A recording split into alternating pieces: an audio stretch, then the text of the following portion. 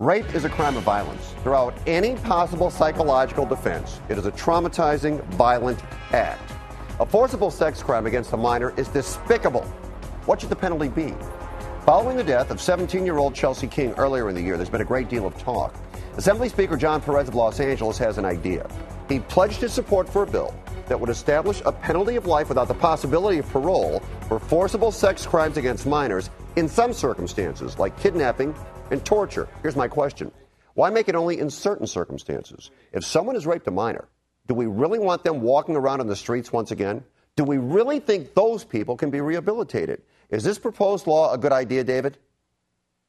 Well, you know, here's the thing about this. I get why parents get all upset and why we have Chelsea's law and Megan's law and all these laws, because when you have a horrible, senseless crime like this one, people tend to band together and they want to do something, and I think that's fine. The problem is, do we really as a society want to legislate all of our crime and punishment at the ballot box? Why do we need judges then?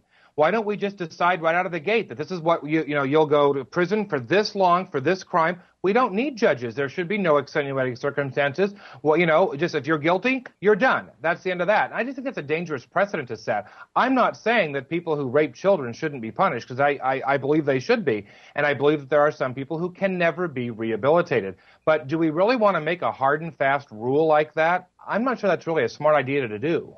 Well, I have to tell you, with all due respect, I think it is a good idea to adopt a rule like that. This is just me personally, because if you commit a crime like that, you are of no value to society. You're not going to be rehabilitated. You're troubled, you're demented, and we don't want you walking around on the street. Megan, what do you think?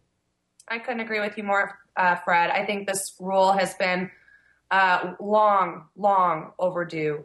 There have been many, many cases of recidivism based on, guys that commit these types of crimes. There's a high rate of recidivism. And the reason is that the parole system is so broken. Our prisons are overcrowded, and they're letting the guys go way too early, believing that they are rehabilitated or believing that they aren't a crime to the community a threat to the community. And then they commit such a heinous crime, like in this case. So I really do believe that the law... Sorry, I really do believe that the law is overdue. And if it were me, I would lock them up and throw away the key first time. David, you want the last word? This is such a small minority of people we're talking about here. So these type of sex crimes against minors and rape, forcible rape involving, it's such a narrowly focused law. I think the problem here. Go ahead.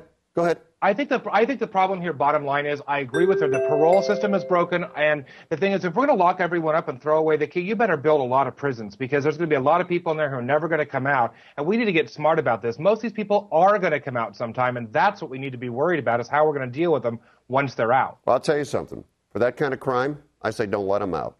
I say right. You do the crime, you get the time, and you better accept it. Okay. That's right. Last one. If you adopt a child, should you beware? If you made the decision to welcome a child into your life, should you honor that decision? 33-year-old Troy Hansen did not.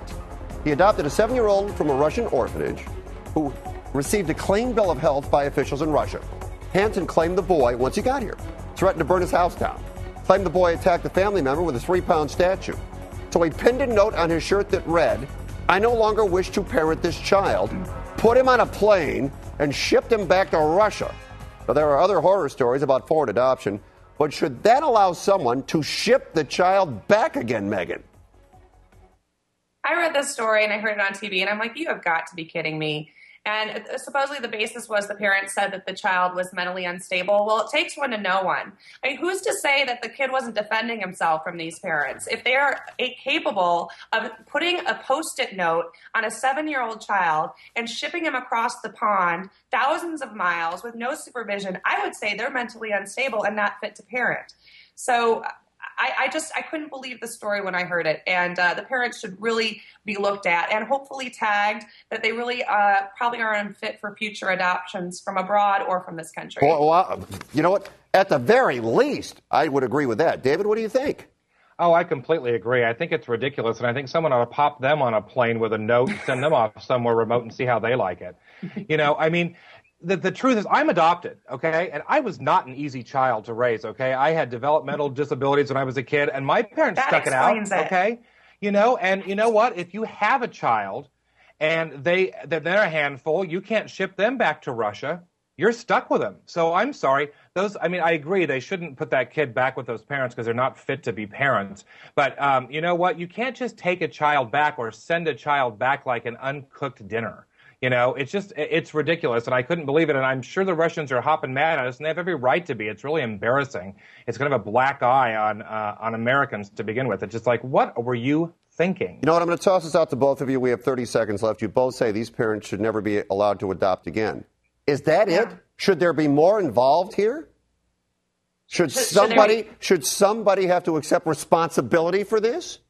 Well, I think the parents should. When you're going to adopt a child, it's not like taking in a puppy, or it's not like buying a plant, where if you don't like it, you can give it to a neighbor or send it away. I mean, this is a child. This is a human being.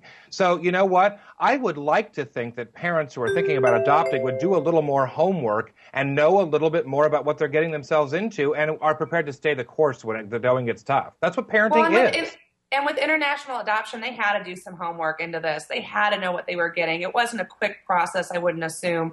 And I just don't really think that they're fit mentally or maybe physically to take care of a child if they have that short of a fuse. All right. Megan, David, well done tonight. Yeah. Good talking to you. I'll talk to you next week. Thanks much. All right. Bye.